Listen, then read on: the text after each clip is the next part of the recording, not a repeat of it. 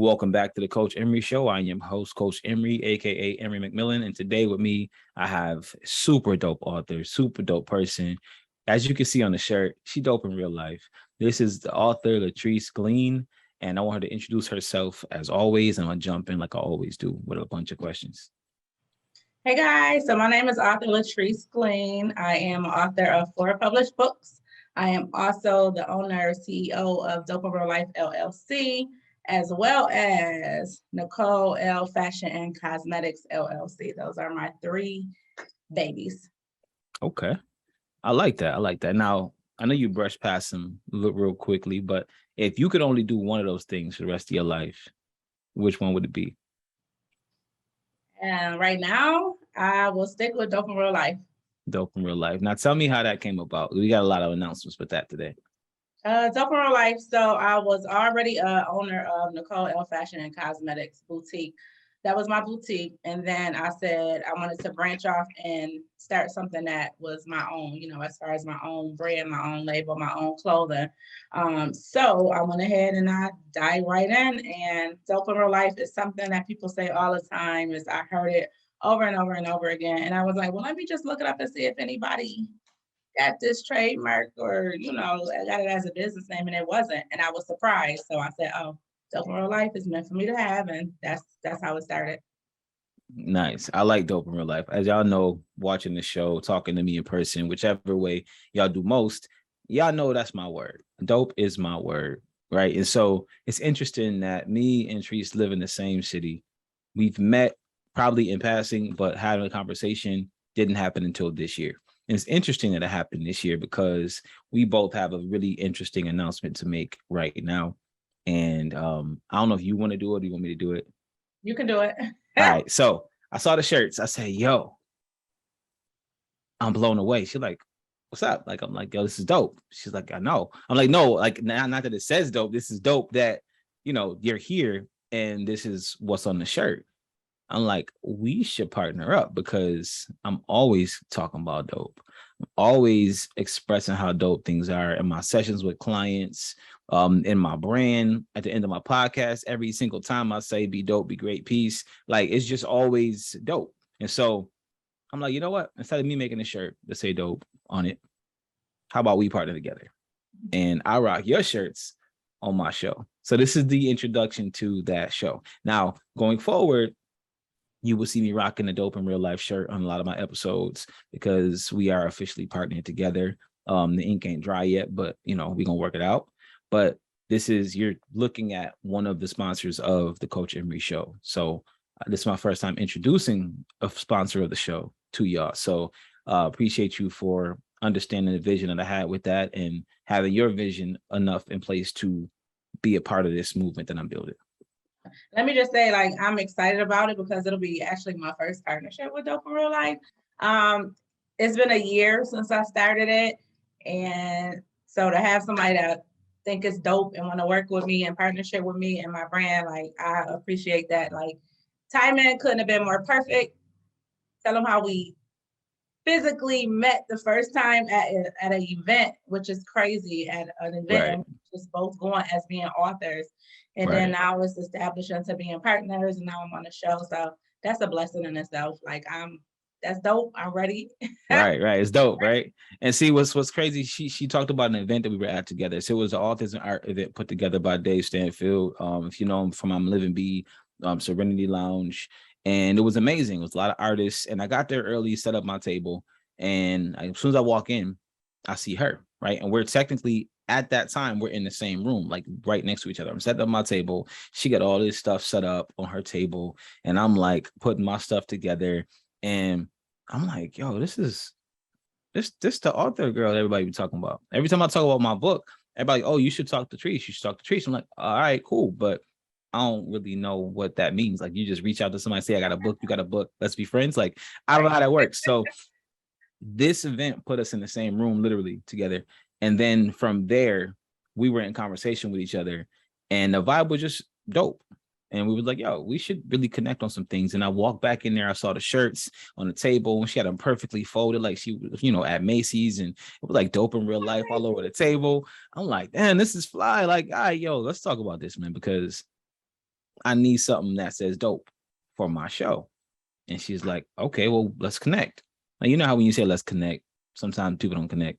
They don't connect. I've been there. I've been there. People say I'm gonna do this, and I'm gonna Yep. get, and I've been there, and it hasn't happened. But so, just in case they don't know what dope stands for me, Tell them. definition of positive energy. So the energy was just there from the beginning. So Absolutely. it was meant to just happen the way it did. Yep. And at this time, it's the perfect At this time. Yeah. Yeah, tell them what happened this week with your business. Tell them what happened this week with Dope in Real Life. Okay, so I'm a real humble person. I try not to be like super excited about stuff, but I'm real excited. Like I'm real excited. So when Dope in Real Life, when I started it, because it's so cliche, and you know, you might hear people say, F social media, I'm dope in real life. And I'm like, nah. So I had to bring a meaning to it. So when I started, I got my LLC. I'm like, boom, that's done. I got my name. And I was like, I got to get a trademark. And it's funny because somebody was like, you really don't need a trademark. And I'm like, well, I don't want nobody to take my logo, my design. So I trademark, not knowing that it would be a long process, process. The LLC, I got July 12th, 2021.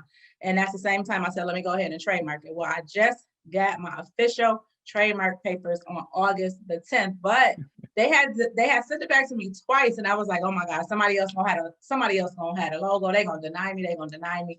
And I corrected my errors, sent it back twice, and I was so nervous. I was like, what if they don't let me get my trademark? So August the 10th, I got my official paper. So Dope in Real Life is official. Don't nobody try to steal this brand. Right. And and wait, like August 10th, we're saying that because that's like a few days ago, right? That's a few days ago that this took place. So we met a couple weeks ago, not even a full 2 weeks ago, right? We met in person 2 weeks ago, had the conversation. Then fast forward, this happens with her brand. As we're already talking about this, I called her this week, like, listen, I meant what I said. Let's do this thing. Like, let's connect. And we was both in, right? The energy was dope from the beginning. So I feel like it wasn't no reason why it wouldn't have been, but it's just really cool to see something that you see in your head become something real. So pretty soon, start probably next week, maybe this episode, you're going to see the logo. You should see the logo down there. Like if you look down, you see the logo right there. So Dope in Real Life is there for a reason. And one of the first official sponsors of the Coach Emery Show. Going to be here for a long time and a good time. So we enjoying that. So I'm glad we broke that down. I'm glad that that's the one that you said you would pick forever because we dope in real life. Now, how did you? It ain't dope, it ain't right. And it's the definition of positive energy. I like that because y'all know I'm all about positive energy. So that's perfect. So my next question for you, Treese, is can I call you Treese? Yeah, that's fine. Cool. All right. Next question for you, Treese, is this. When did you know you had the first book in your head? The first book is my autobiography.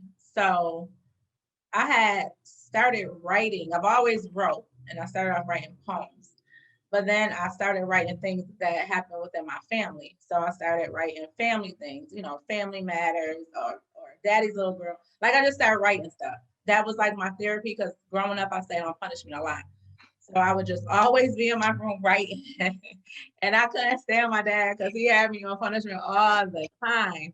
So that's how it started. And then so I made it into like a paper book, you know, just a regular paper stapled together. And I kept it. And then I was working at a job and I had let one of my coworkers read it. And she was younger than me. And she started crying when she was reading it. And to me, I was like, what are you crying for? You know, I wrote it. I done been through the tears writing it like I was done. But it was just supposed to be like something for me to have to myself. But once she read it and she started crying and she was like, I didn't know you went through all this. And I think that you should share your story with other people. And then she started telling me different things that she was going through within her life. And she was a parent.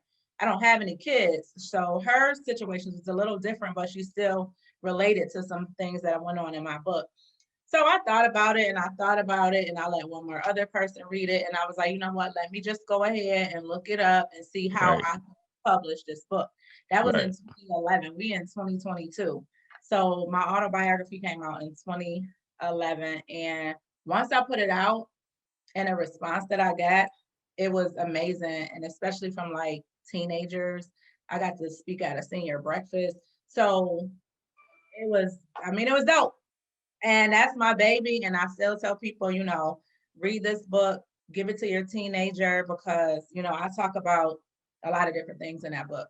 Growing up until I was married, divorced, and then just trying to build myself back up as a single person. That's amazing, man. And I love the fact that you share that with people. Number one, like sometimes as artists, we create something, and because it's not recent, we don't talk about it. You know what I mean? And that's something that I talked to a good friend of mine about recently. I heard Tyler the Creator talking about this. He was like, "Yo, the problem with modern artists is that they'll make something and it's one time, right?" And he said he's still promoting an album from a year ago, and he's a signed artist with his own fan base and everything. He's still promoting his work. So somebody who doesn't have that machine behind them should definitely be doing that work. And I'm glad that you still push your book. I'm glad your book took you to places and into rooms that, you may have ended up, may not have ended up otherwise, but you never know. But at least the book took you there. So that's definitely a big kudos to you for doing that. My first book is very similar, like an autobiography in a way. It stops at a certain point, but it's definitely autobiographical. So it's definitely exciting. Can you tell people the name of your book and where they can find it, the first book? So the first book is called My Life's Journey. It is available on my website, which is dopeandrollifellc.com. You can also get it on Amazon, so you can get it on Kindle. Where else? In Barnes and Noble's online, so you can order it from Barnes and Noble or Amazon and my website. And I had when I did the first book, I never thought I would write another book after the first book. Right. And it just happened, and now I'm an author, and Man, how does it feel when you first published your book? No, forget the publishing part, right? Because as an author, I understand this journey. When you first put the pen down and said, "I'm done," when you stopped typing, or however you wrote yours originally, when you first said, "I'm done," what was the feeling that you felt in that moment? I really don't know. With the first book, I was nervous because I didn't know how people would perceive it. I never let people into my life, and it wasn't just my life. It was other people's lives that was put in that book as well. So I had to kind of tell my story, and that included everybody that was in my life during those times. So I was kind of nervous, but I also felt like it's lifted. Like whatever I was holding on to, whatever I went through in my life, it was lifted off of me. And then after that, it was go. Once my dad read the book, and he was he was kind of okay when I said about him, he supported me. I was like, I don't care what nobody else thinks. Right. Even my ex, I was like, I don't care. As long as they good, they ain't coming at me crazy. I was like, everything else is go. But what I had to make people understand is I didn't do this for myself. I mean, I did it as therapy, to release some things that I've been through in my life, and that's how I was able to release it. Some things my older sister, didn't even know about me until she read the book. So I did it for other people. I did it to help other people, to, let them know it's okay if you go through this and you go through this. It's just, how are you going to get beyond that point? How are we going to make it to the next level? How do you don't stay depressed? How do you don't stay down? So I want people to be like that, because growing up, I didn't always feel like I was pretty or I was wanted, and I went through depression. I went through all of that. And I was like, if I sit on this, I don't think God brought me out of all that to just sit on it and not share it with nobody else. So Absolutely. That was my motivation. I was like, it ain't about just me and this book. I don't care if I only sold 5 books, but them 5 books changed somebody's life or saved a life. I was good with that. That's amazing. And I love that you said that, because that's the reason why I did my book as well. Like, it's so interesting that you said all those things, literally, even down to the dad part. Like, there's stuff in there about my dad that my dad don't even know I thought, right? And so when my dad got a copy of my book, my dad called me like every other day, like, "Yo, I gotta talk to you about this part in your book." And next day, "Yo, I gotta talk to you about this part in your book." And it happened like 5 days, like not in a row, but just different days. And it wasn't anything bad. He was just like, "Yo, I never knew that you went through this because of me. I never knew that you experienced this or you felt this way. And, you know, I'm very sorry. And it was enlightening for me because I thought when he read it, he was gonna be like, boy, if I see you. But did it change the relationship? Because that was probably the the person in the book that probably got it the most. But did it change the relationship between you and your father? It started the conversation. There you go. It started the conversation, and that relationship is something that has been a work in progress for a very long time. You know, in my book, I talk about this, so it's no secret. You know, my dad and my mom split when I was like 12, turning 13. And so anybody who knows anything about, you know, puberty and boys, you turning 13 is a big deal. Like that's when you need all of the male influence the most in your life right there. And so I lost that. And then my brother was 6 years older than me. So he was going off to college at the same exact time. I'm going into high school. He's going to college, left for college. So I really don't got anybody. Right. And I had some cynical, you know, uncles and, you know, I had a grandfather, but my grandfather was Southern and he was kind of weird about things. So his advice was very, you don't want to follow that advice. Yeah. So, I didn't have a lot of people around me to really look up to and really understand these transitions. So my dad reading that book, it was like yo, wow, I didn't know that I left like this. Like it's a chapter in my book called The Sex Talk. And my sex talk was like 7 words. It was like, that's your girlfriend? Yeah. Y'all fucking? Yeah. Good job. That was it. That was the whole talk. Like that was the whole talk. Like when he read the chapter, he was like, I don't even believe I never talked to you about that. I'm like, you didn't. You really didn't. And it happens to a lot of us. I didn't get to talk from my mom. And I got it from my grandmother. And it was just basically like, oh, you're going into this. Basically, like, keep yourself to yourself. That was it. That was it. No warning of what to do, what not to do, how to do it right. Like, and guess what? I didn't keep myself to myself because I didn't know. So yeah, I was just, you know, like, hey. Yeah, but I definitely have 4 daughters, so myself was not kept to me either. So there's that. But I'm glad that the book was something that you felt inspired to share to help other people along their journey, because that's why I did my book. I wanted to start having conversations with young men who were going through some of the things that I went through. Like that's not even the bulk of what the book is about. That's just a part of it. But I wanted to start having conversations with young men, young women.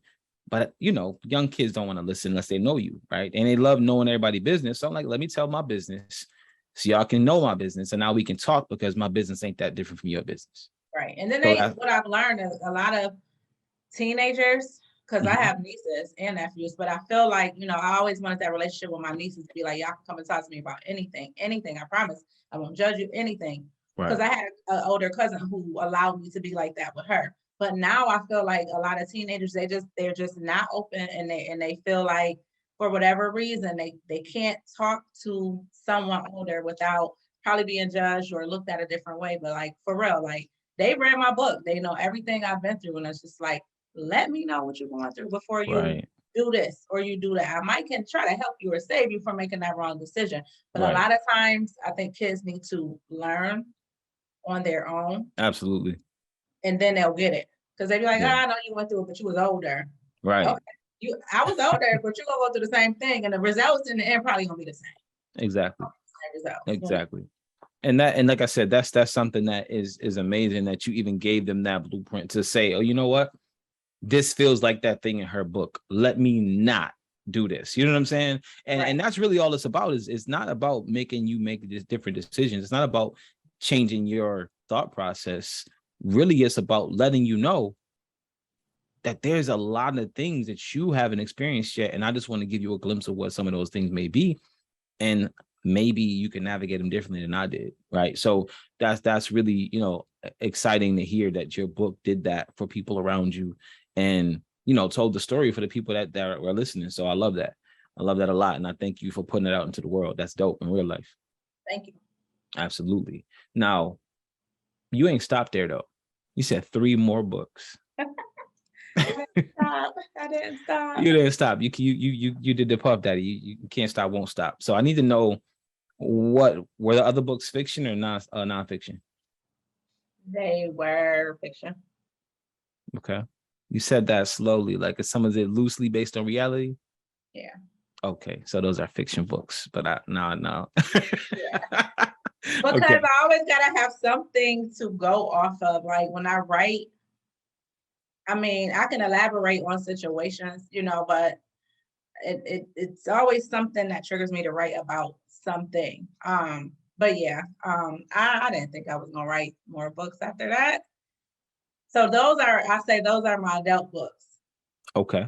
Those are my Nice. adult books. I don't foresee them being for, teens, because it's a lot of adult things that adults go through. I became her, and then I followed up because people was like, you got to do a second one. What happened to this character? What happened? I'm like, oh my God. So then I did I became her too. I So love that. yeah, that's just basically it's about relationships. It's about being a person you say you will never be. You know how sometimes it'd be like, oh, I would never do that. Oh, that girl Right. did that, or that I would never do that in my life. But then you end up being that person. So that's why I Absolutely. named it I became her, and then I became her too. It's like Mm.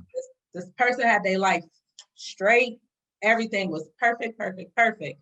And then situations led them to do things that they know they probably shouldn't do, said they would never do, and brought them into some situations that they had to deal with. So I talk about relationships. I talk about being pregnant out of wedlock, being pregnant by a married man, trying to build a family, trying to be a single parent. I even shed light on a man. I even shed light for my men. I had to, put my men in there about how a man can be faithful to a female and give them everything. And that it's just not enough for some females sometimes. So I Mhm. talk about how this man was doing everything for this girl, took her kid in and everything, and she still wanted to go back to someone in the past, Mm. and I talk about that. Touch bases a little bit on just like a domestic situation, just a little bit, not too much. But yeah, What's that character's name? Samantha is the main character. Samantha's. So she's in 2 books. Yep. I became her and I became her too. So In you that think you're done with situation. Samantha? Samantha is done. They She's want done. another one, but I can't, I ended it in a certain way where I'm like, let me just end it there. Because I don't really know no other Mhm. way to end it. And Right. that is a struggle to end a book when you're writing it with characters. It's like, how do I end it? I don't want to be too dramatic. Do I want to kill somebody off? It's like, Right. Right. And so you want to stay true to what you was writing it for. And you yeah. don't want the ending just to be dramatic just because it's dramatic. I get that. I ended my book interesting, and everybody who read my book had the same response. They're like, yo, that's not the end. And my response to them was, yo, it's not. It's not. So we waiting on another one. There's Let's another go. one coming. Let's go. Absolutely. So I have a question for you about the process of being an author or becoming an author, right? I did it my way, but I want you to share how you did it. Because there's a lot of people who have stories in them. Everybody has their own story.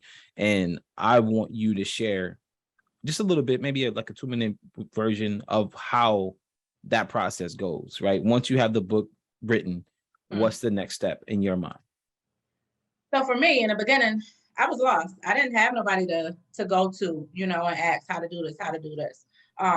It was 2011. So I just did a lot of research on Google. Mhm. And there was a lot of publishing companies that wanted to get my book, and they like, oh, we'll pay you 10 cents per copy. It's per sale or whatever. And I'm like, I don't think that my story is, my story is my story. So I was like, okay, no, everybody wants to buy my story, and then pay me short. So I figured out how to do self-publishing. So I went through this self-publishing company called Author House, and I paid a grip. In the beginning, I realized that I paid way too much, but like I said, I didn't know Right. anything about it. So I paid for the self-publishing and the publication, the cover, the books, everything. And that's how I started. They pretty much did everything for me. I all the rights is to the book are belong to me. Okay. Yeah, so they put it on Amazon for me. I didn't have to worry about trying to figure out how to get on Amazon, how to get on Barnes and Noble. So they did all that for me. And then when I did my second book, now that I'm kind of like a member of them, I'm a part of the family. I get 50%, 60% discounts on anything that I do with them as far as publishing anything. So that's how all three of my books is with this one publishing company. Now, Okay. as I got a little older and understanding, now I see more people putting books out. Now I'm seeing how people do self-publish and they don't have to pay as much. Right. But I kind of like the route that I went Mm-hmm. because I did it on my own and I learned on my own. So if I did another book, I maybe go with them, but then let me give big ups to Tanisha Mackin. I don't know if you know author Tanisha Mackin. Yes. The last book I did was with her through her publishing company. So I Okay. will probably work with her going forward because she is one of us. Mm-hmm. And she's an author, so she understands it and she understands the publishing also. So yeah. That's dope. That's extra dope. Now I've heard of her. Like I don't know her personally. I don't think I'll know her personally. But let me ask a qualifying question about this individual. Is she dope in real life? She dope. Okay. All right. Long as She she was dope in real dope. life. She was dope when I first wrote my first book. And then she came out with hers. We talked a lot. And then once, within talking, we discovered that we went to the same grammar school together. We was in the same kindergarten class in the picture together and not even knowing, Right. So, but yeah, the last book I did was with her and a lot of other authors called Rebuilding After Bullshit. And she did everything. And it was cool. I just wrote my little chapter and sent it to her. Everything else she did. I need copies, I hit her up, So yeah, she's really dope in real life. Her I love business that. is she's you need a ghostwriter, talk to her. Wow. I'll have Drake call her. Yeah. So I wanna shift gears a little bit and jump out of book, authoring, and I want to jump into fashion, right? How'd you get into fashion and what inspired you to get into fashion? It wasn't me. It wasn't me. Cause I was just a regular person. I wasn't really into fashion growing up. I like my cross colors and different stuff like that. I wasn't really big on name brands growing up. But I hated going to the mall. I was one of those people. I don't like going to the mall. I don't like trying on clothes. I just want what I want and I want to get out. So I was like, okay, I'm an online shopper. Now I'll shop online. It could be the wrong size. I might give it to somebody. I'm not going to send it back. Right. So I said, what can I do for people that's like me? So I said, oh, let me start a boutique. And it started off with just jewelry.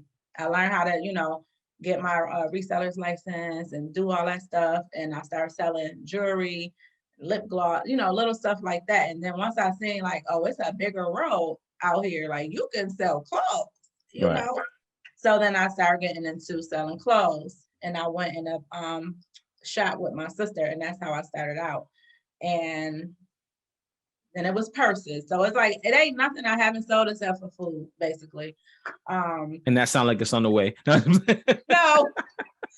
heck no. I leave that to the people that no food for me. That's not my business at all. But yeah, I started out doing that and that's just how it took off. And people in Buffalo from day one, I think I started in 2013 with the boutique. I have people that have been my customers since day one. And they be like, yeah, and I can't, like, it's amazing the support that you get. I have faithful customers. It don't matter if I sell a toothbrush, they're going to be like, I'm getting it. Right. That means they believe in me. They believe in what I'm doing. Like to have people love on you like that, even people that you don't really know on a personal level, like it's amazing. Oh, dope amazing. That's what I use. It's dope amazing. Like it's Dope amazing. Dope amazing. I mean amazing. In a dope way. In a dope way. I like it. I like that. I think that that's really cool. You said something that's really, impactful, that people who rock with you no matter what you're doing, right? They're not even buying the item. They're just, buying you. Yeah. Little pieces of you. And I love that because that says a lot about who you are as a person. That says a lot about who you are and how you treat people, because people are not going to come back if you treat them like crap. They're not going to come back, if you're not a good person. So I salute you for that. Definitely acknowledging that dopeness right there. And I want to dive into something that is a little more introspective, right? This is a very serious question, and I don't. You can opt not to answer it, but I want you to try. All right. If you had to be a cartoon character, what character would you be and why? Oh my goodness, cartoons. Yes, from now or back in the day, doesn't matter what time frame. Oh, no, a cartoon character. Yes. I was not big. I'm back old school. Fraggle Rock, Sesame Street. I don't even know a cartoon character. Really? A cartoon character. Okay. All right. I'll make it a little bit easier for you. They might know. They can They know. They can tell you who, right? I can't. All right. So let me see. Cartoon character or animal? I love dolphins. Okay. So you'll be a dolphin? I love dolphins. But would you be a dolphin? If I had to be an animal out of all animals, probably be a dolphin because I love dolphins. Yeah, I can't think of a cartoon character. I was about to say like Big Bird or somebody. I don't know. I mean, it's okay. You don't gotta pass all of my tests. Just enough. I failed that one. You failed that one. You failed that one. Right. Fail anymore, you won't be dope in real life. So okay, let's go. I'm ready. All right. So the next question is this: what's the biggest obstacle that you ran into when building your businesses, and how did you overcome those obstacles? The business part of it, I think when COVID hit. So I was in a shop, and then I started doing it from home. This is before COVID, and I strictly trying to just go online. So then I went back into the shop. I'm like, okay, now my customer base is growing, my inventory is growing. So I went back into the shop. I had a boutique in the back, and it was going good. It was going great. And then COVID hit. And people was, it was like this thing. They didn't want to wear clothes from overseas. They was thinking it was, like coming from China. Right. And, I'm getting boxes and I'm lifestyling all the boxes down. And I'm just like, I don't really know what's going on. So now I feel like nobody want to buy no clothes if you get it from certain places. And then another thing is like, you can't buy something and return it now. You can't come and try it on. So now I'm losing out on money, even though I have a full-time job, but my business is my business. And I still got to pay to be at this place. I'm not just strictly online no more. So when COVID hit and they shut everything down, I was like, wow, I got all this inventory and I don't know what. It's like money.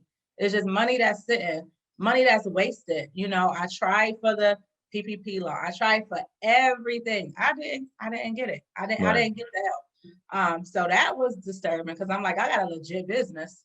Right. And I'm not getting nothing. So yeah. So basically once COVID, that we went through that, I went back into the shop. Business picked up a little. And I was like, you know what? I'm going right back online. And this is before Dope in Real Life. This was just with my boutique. So that was challenging. And that might be another reason why I kind of was like, let me just do t-shirts or something, because that's easy to do. You don't gotta really try on no t-shirt or hoodie. You know what size you wear. Right. Unless you're lying to yourself. Right. Unless you're lying to yourself. Right. But if you can get in it, then the lie is a lie. It's your lie. Right. It's true. Right. The lie is the truth. Right. I'm with that. I'm definitely with that. And I'm glad that you were being, flexible like that and being real with yourself. Because some people, they're not malleable enough to make that turn, right? Like acknowledging like, yo, you know what? Let me take this thing online. This is what's best for my brand. And then you built something new even out of that. Like that's incredible. Yeah, definitely. And now I still do my boutique stuff, Nicole L Fashion and Cosmetics. Like I got lip gloss, I got lashes, I still do it. But ain't nothing jumping like Dope in Real Life. Like it to have did this for 1 year. And man, listen, I've been having a boutique for years, and I just feel like I'm doing better with this than I was with the boutique. But you know what? Everybody has boutique. Everybody can sell clothes. You go to the mall, you can, but everybody don't got dope in real life. You can't go to the mall and get this. At least not right now. You can't. You know, this and everybody ain't even really dope in real life. True. Everybody True. not. You gotta apply. So what we didn't tell y'all is there's an application process to be dope. Not just playing. Gotta apply to be dope. You gotta apply to be dope. How do you qualify? You gotta buy when you buy the shirt. You gotta fill out a form. But I'm happy you said that. No, for real, I'm happy you said that, because when I say if it ain't dope, it ain't right. And what I say is like, in everybody's own perspective of their self, they're dope in a way to themselves, you know. Right. Like you could be toxic and not know you toxic. So to you dope. To others, it's like, no, this person is really not dope. But when people wear my clothing, I want them to feel like, if you're having a bad day and you put on this shirt, I want you to feel dope. Like I want you to feel like whatever you're going through, it don't even matter when you wear dope in real life. Because people gonna see you and be like, yo, well, that shirt is dope. And then they gonna ask you. Older people don't understand what DOPE mean. They thought it was, you know, what do that mean? It's not drugs. It means definition of positive energy. So then when they see that, they be like, oh, that's sweet. You know, that's sweet. People tell me all the time, like, oh, people love my shirt. And I'm like, good. They love your shirt and you should feel good wearing it. Absolutely. Did you ever think you'd be a dope dealer? Now, back in my teenagers, I probably thought I was. Did you ever think you'd be dealing dope like you dealing dope right now? Nah, we legal. We all the way legal over here, all the way legal. Nah, over here dealing dope. So dope don't shirts. nobody try to wear my shirt on the block. Don't do it. Yeah, no, don't do that. For that. It don't stand for that at all. Right. Definition of positive energy. Right. You wear it in that. You wear it in that situation. That's the definition of police encounters. That's the dope. Yeah. I like that. I like that. But no, that's amazing, man. And I love that you, like I said, you were able to make the transition and be malleable enough in your business and in yourself to know, like, this ain't gonna work for me. This isn't where it's gonna work at. And you kept it moving, right? Mm-hmm. And it sounds like that's something that's a theme for your life, is keeping it moving. Yeah, I will try. I will try. I did my lashes, my lip gloss. I will try anything. Yeah. Whatever works best is where I lean towards the most. And dope in real life is it's just taking off. I can't even, it's taking off. I'm trying to get it in the hands of a few celebrities. You know, I want them to wear, because it's a few celebrities. I don't know the t-shirts too. I think they dope, you know. Okay. And once they rock it, I really feel like, okay, I'm doing something outside of Buffalo. Well, we gonna do some major things, because a lot of the guests that come on this show too, they're not from, Buffalo. This is definitely a local show at all. A lot of my guests are outside of Buffalo, and I have it that way for a reason, because I want people to be introduced to different people from different societies, cultures, beliefs, and everything. So this show is about everything. This show is about not really religion, but spirituality. It's about love. It's about business. It's about entrepreneurship. It's about life. It's about everything. So some of everybody's going to be on this show. So I will be, rocking my Dope in Real Life shirts and letting them know how they can get theirs and all of those good things. So, you have another source of that in the world now. So it's not just you. Thank you. So absolutely. Absolutely. I do want to ask you a question. This one is actually a serious question. If you have to give advice to yourself 10 years ago, based on what you know now, what would that advice be? Always believe in yourself. Don't ever think you're less than what you really are. That's basically it. You are beautiful. That's it. Like I said, it was times I ain't feel beautiful. Like, people look at you and be like, "You're so pretty, you're so cute." I'd be like, "Where you see it at?" Because I don't see it in me. But it's within yourself. It's not on the outer all the time. It's what's inside. So that's would have been my advice to myself. You're beautiful. You're dope, and you can overcome anything you go through. And just, I always have faith in. I'm a strong believer in God, like always. So even with that, 10 years ago, there was times I felt like my faith was being tested. Yeah. So yeah. That's beautiful, man. And I appreciate you sharing that. Anybody who's listening to this right now or watching this right now, man, I want y'all to just take a moment to think about what she just said. You know, if you've ever had those moments or know somebody who's had those moments where they felt that way or didn't feel, you know, as able or beautiful or dope as they could, you know, take a moment right now to just reach out to that person and let them know what you feel about them, that you think they're dope, that you think they're amazing. And if it's you that felt that way, take a moment right now just to feel yourself, right? Feel your energy and acknowledge the fact that, yo, you're still here and there's a mission for your life. And there's somebody somewhere, if not a bunch of people somewhere, that need exactly what only you have. So acknowledge that, man. Acknowledge that. And I love that you know, gave that piece of advice, because it's such a major piece of advice that a lot of us overlook. So kudos to you for that, Trees. I appreciate that. And lastly, I want you to be able to tell people everywhere they can find you. I want you to let them know all of the places, websites, all of it. This is your time right now to just let people know where they can find you at. Okay. So I am on all social media outlets, but number one, my website is www.dopeandreallifellc.com. Anything I'm doing is on my website, including my books. I'm on TikTok under Dope and Real Life LLC. I got a funny side of me too. People don't know. I got a joking humor side of me. But I'm also on Instagram, which is Dope and Real Life _LLC. And I'm on Facebook under author L Gleen, Gleen, as well as Dope and Real Life LLC. So amazing. Amazing, man. Well, listen, thank you so much for stopping by. I know you're super busy. We had to schedule it. You was like, listen, well, my Thursdays kind of end on Friday and my Fridays begin on Sunday. So we gotta like crazy. We did it though. And I'm glad you made time, because I know this is gonna reach somebody, help somebody, and definitely encourage somebody. So I appreciate you, and I want to give you your flowers right now for that. So thank you. Thank you for the opportunity. And you are dope. I just want to tell you, thank you for the opportunity. I love what you're doing. And I believe that this is going to go farther than probably what you expected to do. I will be sharing all of your videos on my page every time you do it, just so people can tune into you, you know, because what you're doing is dope, because ain't nobody doing it every day. I appreciate that. Everybody's doing it every day. So now you taking on something where you put in your time and your effort to have people on your show and talk about different things to bring the other people out in the whole world, not just Buffalo, like you said. So right. I like that. And to everybody that's watching, I just want to say, you know, if it ain't dope, it ain't right. Definition of positive energy. You have to have positive energy. We are so negative. The world itself is just negative. We complain about so much. Sometimes when you start to complain, be like, yo, not today. Today I woke up.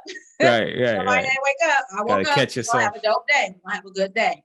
Mm-hmm. You know, because I find myself sometimes doing it. Even sometimes when I'm at work, I be, no, don't do it. Because you got a job. You got a good job. You here. You know, so let's just try to be more positive. Let's just try to spread more love towards each other. You know, we are different in our own ways, but love is love. Ain't nothing different with love. Love is love. Absolutely. And I appreciate you, you know, showing that love to me and acknowledging what I'm building.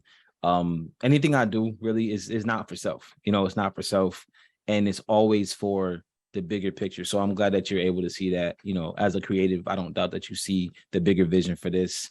Right. And as that unfolds, I'm glad that you'll be part of it. So I'm excited for that. I'm excited for what grows from just our connection and our friendship and everything. So I'm thankful for you, man. If everybody watching, like I said, just acknowledge yourself right now. You know, you are doing something different than other people are doing, regardless of what that may be. Embrace that. You know, you may look different. You may act different. You may feel different. You may come from a different background. That's the beautiful part about you. That's not a bad part about you. That's the most amazing part about you, is that you have that uniqueness. You know, I was talking to some children, you know, some kids today, teenagers today, and we really had a lot of different walks of life in the one room. But one thing they had in common is they all wanted to reach a goal. And we dived into that together. So just understand your difference, and know that you're bound by, like Tree said, by love and by the fact that you want better for yourself and the people around you. Those two things we all want.